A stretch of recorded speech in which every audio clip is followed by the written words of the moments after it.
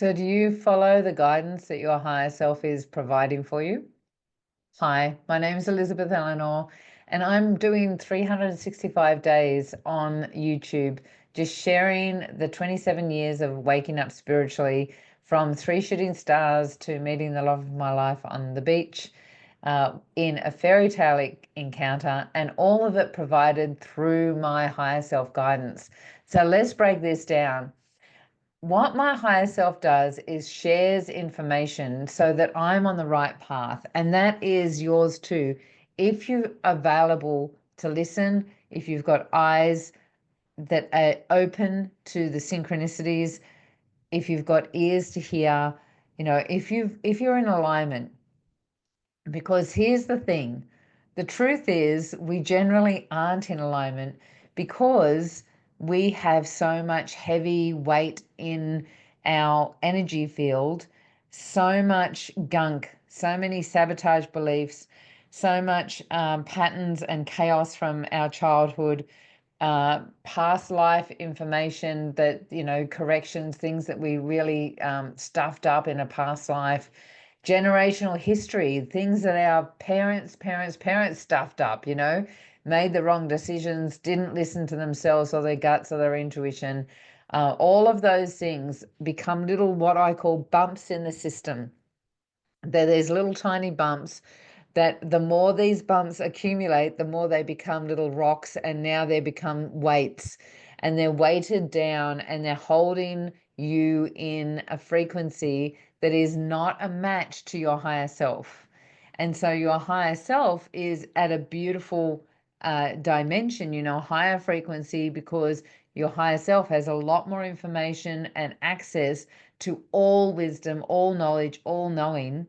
But when you are weighted down by all of this information from the past, you can't hear it, you can't see it, you can't experience it, because the weight is creating this separation or the illusion of separation, right? So my higher self gives me pretty easy clues to hang out with, right? From Oleander Street to Oleander Drive, I had 3 shooting stars when I was asking for confirmation. I could tell you one after the other, and if you're interested and you're new to my channel and this is your first video, hi, lovely to not meet you, but hopefully you're meeting me and getting a bit of a essence of what I'm about and what I'm here for, because I'm here to support others to really step into their higher wisdom and connecting with their fifth dimensional aspects of themselves, right? To move into a higher frequency and to really attract, the love of their life and all the beautiful things that we know that we're here for. So if you're new to this channel, I'd love for you to subscribe and hit the bell for notifications. And if you get any value from this video, keep watching. I would love for you to do a thumbs up, right? So I'm still being a little bit on the amateur side of all of this. I haven't got it finely tuned and all the things, right? But this is who I am, and I'm sure by day 50 that I'm going to be a lot more fine-tuned than what I am now, and is all about imperfect action. But I want to share with you some of the things, and I want to share the very first thing that made me realize that, people go, oh, triple numbers, or there's a car park.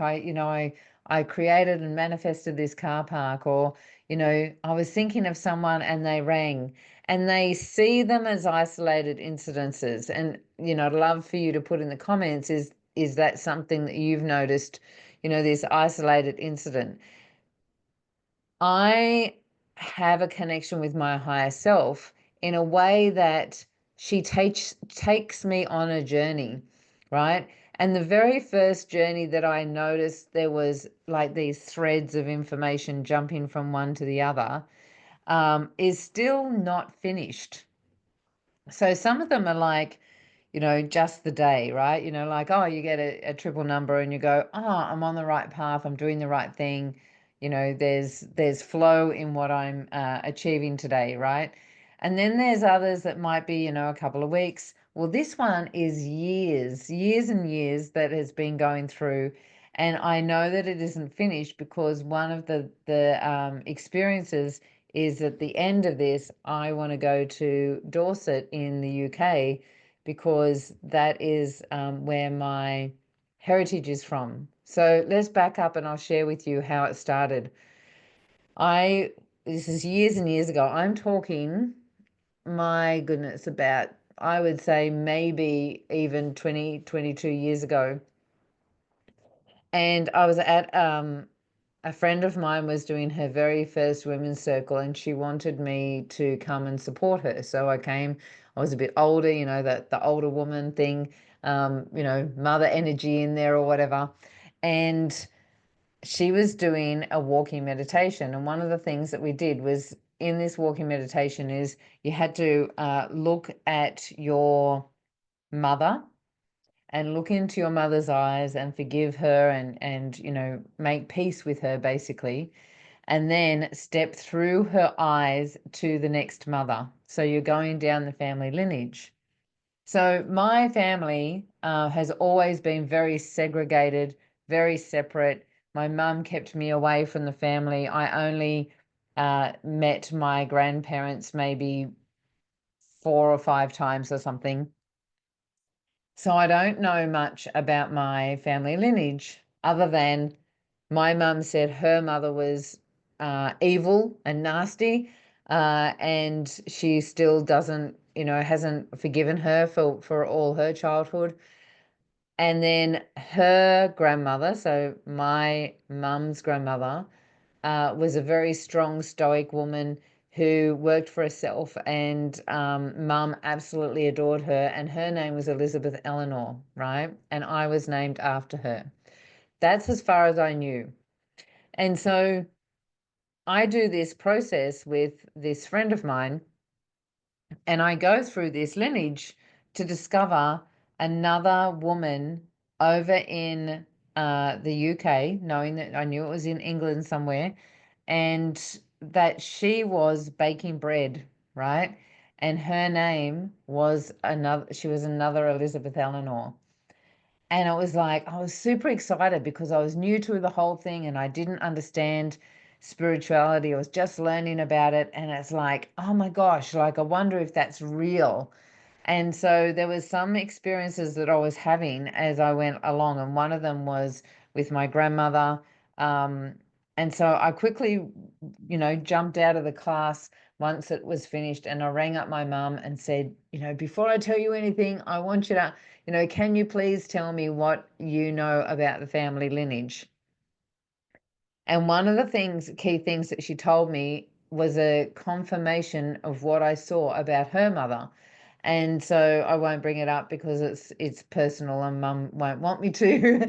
And so you know, I was like, oh my gosh, I actually saw that and I didn't know it physically. So I saw it in my meditation. So for me, that was a tick. There was something there was an energy, you know, around this.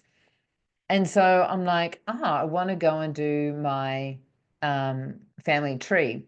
Well, if you're like me, and I'm like everybody else in the world, it just sort of was a great idea at the time. And life kept on happening, and I got distracted and drifted through and never went to, you know, check out how do I get my family tree, didn't do anything with it. Well, a little while later, I think it might have even been a year later or something, I'm standing at a festival and they were having the children's parade. And here I was at the children's parade and everyone's standing watching these kids and there's, you know, hundreds of people. And I felt someone energetically in my field. So I looked down and here is this beautiful, really gentle energy, Indigenous woman. And I knew her. I didn't know her, but I knew her face and I knew that she was the elder of the area's sister. She was the sister elder. And we didn't know each other, right? But she just looked up at me and she knew that I knew that she was in my field. And she just looked up at me. And all of a sudden, she says to me, when she knew I was open to conversation, she says to me, you need to find your bloodline. And straight away, I have this memory of, a year before and all the things that had happened with the meditation. And I just sort of smiled. And she said, I know mine. And we both laughed. I know mine, but you need to know yours. You need to find yours. And she paused for a moment. And as I said, she didn't know me from bar soap. And she said, when you do, your healing energy will triple. So she had no idea I was a healer at the time. And I just thought that was really interesting, right? So I took that as another sign, tick. Elizabeth, did you do anything with it? Did you put any effort in? No, I didn't, right? I didn't put any effort in. I just saw it, was excited. Here's a thread. And this is when I started recognizing that there was a connection between what had happened before to here. Well, lo and behold, around about the same time, um, I'm pretty sure there's other things in. It's been so long that I'm sure I'm forgetting things, but lo and behold, I was a massage therapist for 25 years, and at the time, I had a truck driver come in and having a massage. Now, I did deep tissue massage, but I also combined it with energy work, right? So I had a very unique way and style of massaging, and so I was very successful and had a lot of clients, and my business was really good. And this guy used to come, like, older guy, and I got to this point, like, wonder why he's coming, because like, why would a truck driver want energy work, right? Anyway, one day, for whatever reason, I just happened to tell him this story of and I'm sure there's another piece to it, but anyway, of the story with the Indigenous woman and the meditation and stuff.